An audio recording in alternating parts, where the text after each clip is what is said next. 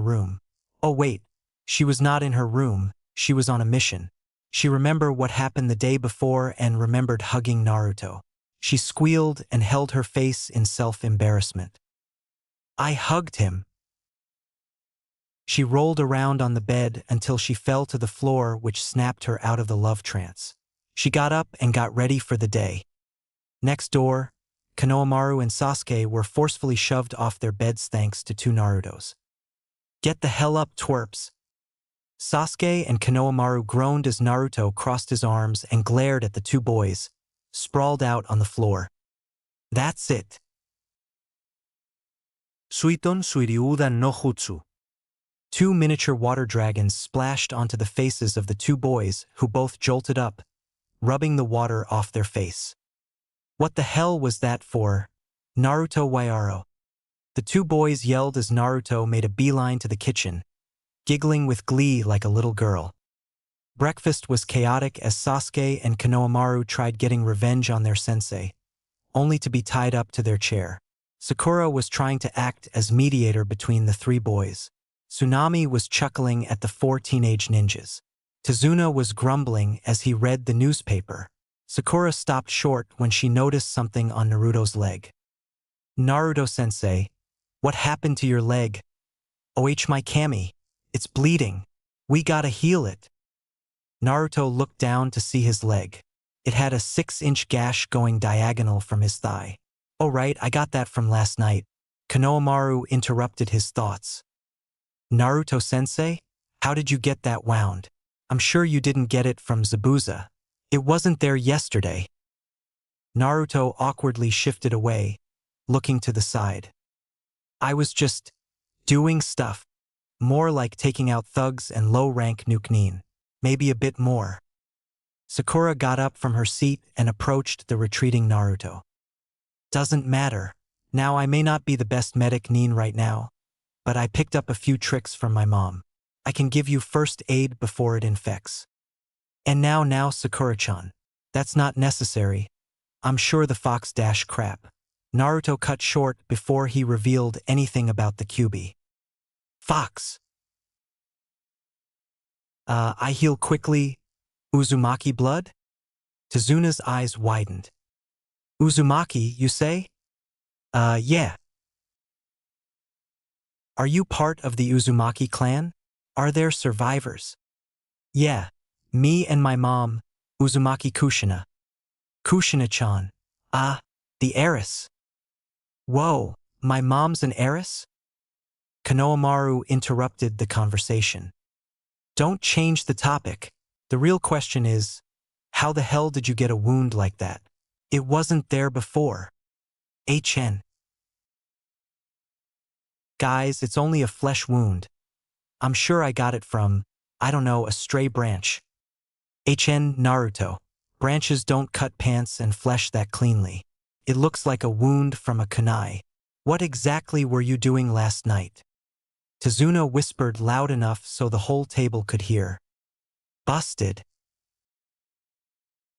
Naruto flinched and glared at Tazuna while the other three genin looked at Naruto with a scowl. What the hell were you up to, Naruto-sensei? Yeah, Naruto Yaro. What were you up to? HN. I wait. Why the hell am I being pushed around by you three? I don't need to respond to you. That's it, end of discussion. Get ready for training. Naruto flashed away. The three genin yelled. Coward.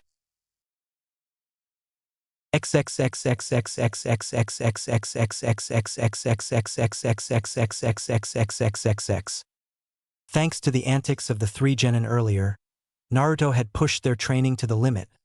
Not as much as back home since they were on a mission, still hard though. Konohamaru kept grumbling. By the time they reached the bridge for guard duty, Naruto had gathered the genin into a circle.